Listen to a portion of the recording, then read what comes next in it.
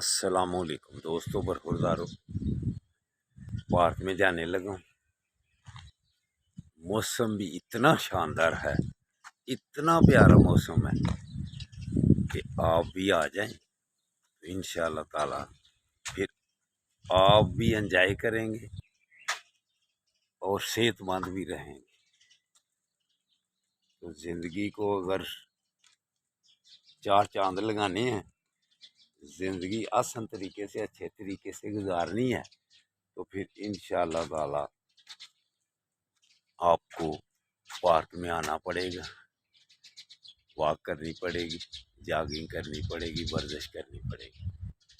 تو خوراک کی طرف جیسے کہتا ہوں دھیان دینا پڑے گا، پھر اللہ کی مہربانی سے آپ خوبصورت زندگی گزاریں گے، بہترین زندگی گزاریں گے، آپ کو زندگی گزارنے کا مزہ آئے گا۔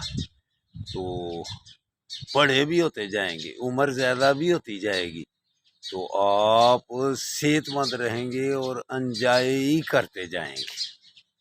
پنجابی میں بچوں کو کہتا ہوں، کسے دے پیا نہیں تے بندہ گیا نہیں۔ تو بیٹو برخوردارو، اپنے حال پر، اپنی ٹانگوں پر، اپنے جسم پر رہو۔ تو وہ کیسے رہا جاتا ہے؟ جب ذہن مضبوط ہو۔ آپ موسم کو انجوائے کرتے ہیں سو کر تو نہیں انجوائے ہوتا، باہر نکل کر فطرت کو دیکھ کر، فطرت کے نظارے۔